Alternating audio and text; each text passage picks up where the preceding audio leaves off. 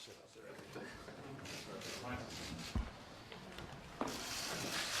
Mark was so nice with the plant. Coming back, I wanted to sit next to him. I must be honest.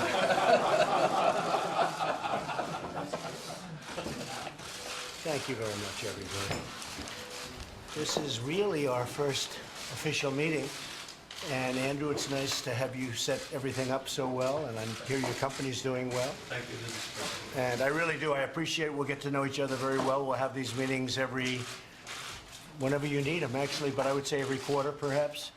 You could say monthly, but then all of a sudden, monthly becomes repetitive, as we know. It sounds good, but then you have to do it, and it's like, gets a little repetitive. But I would say probably on a quarterly basis. You are great people. You've done an amazing job, and the biggest in the world. And this is a worldwide meeting. And what we want to do is bring manufacturing back to our country.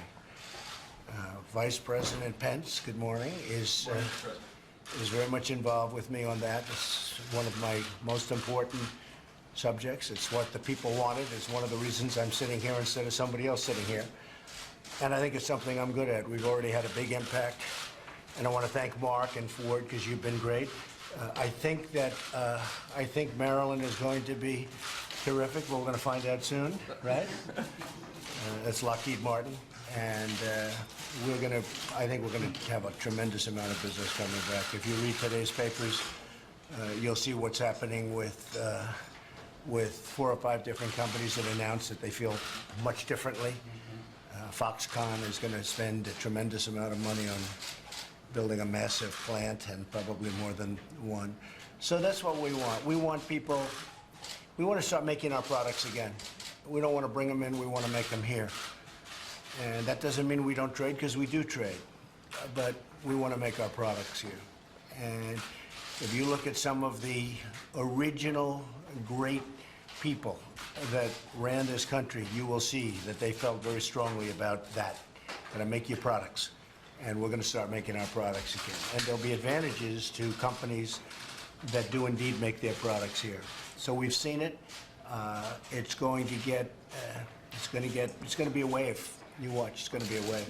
And I've always said, by the time you put them in these massive ships or airplanes and fly them, and I think it's going to be cheaper. Now, what we're doing is we are going to be cutting taxes massively for both the middle class and for companies, and that's massively. We're trying to get it down to anywhere from 15 to 20%, and it's now 35%, but it's probably more 38% than it is 35, wouldn't you say? That's a big thing. A bigger thing, and that surprised me, is the fact that we're going to be cutting regulation massively. Now, we're going to have regulation, and it'll be just as strong and just as good and just as protective of the people as the regulation we have right now. The problem with the regulation that we have right now is that you can't do anything. I have people that tell me they have more people working on regulations than they have doing product, and it's out of control. It's gotten out of control. I'm a big person when it comes to the environment. I've received awards on the environment, but some of that stuff makes it impossible to get anything built. It takes years and years.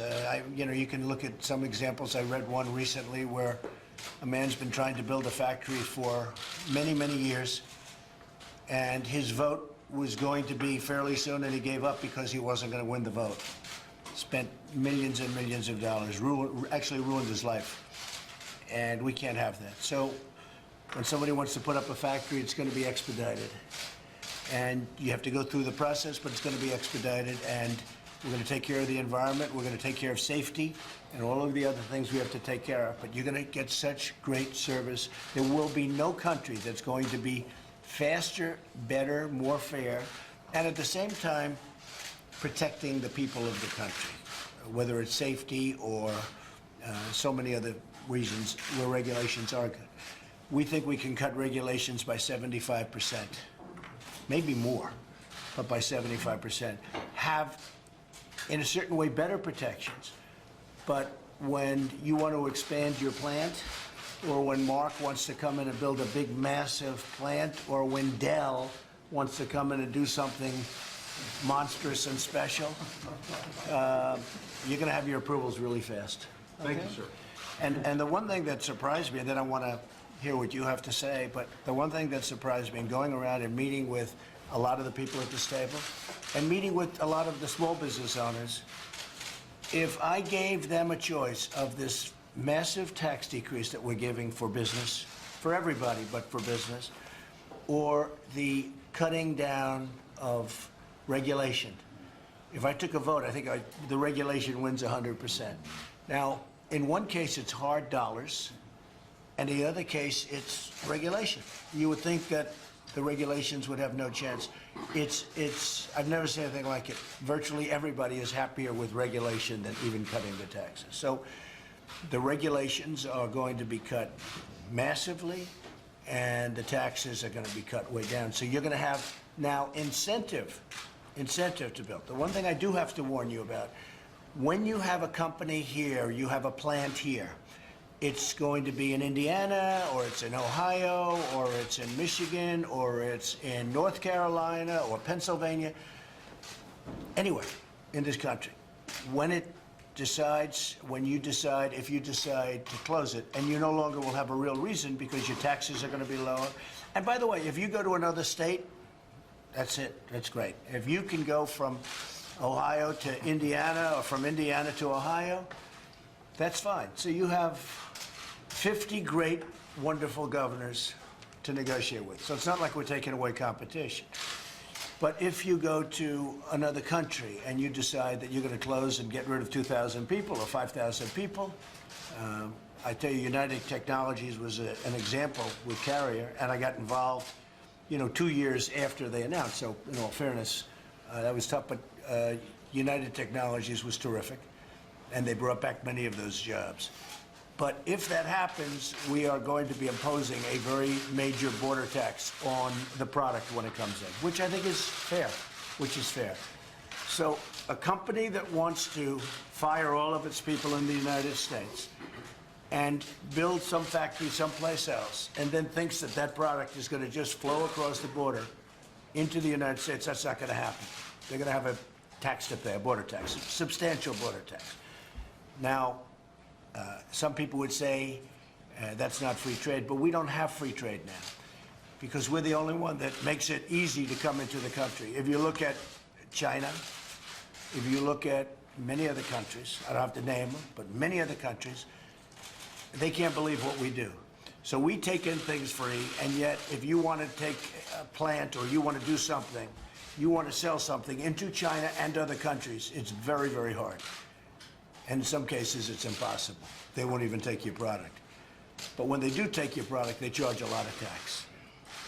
So I don't call that free trade. What we want is fair trade.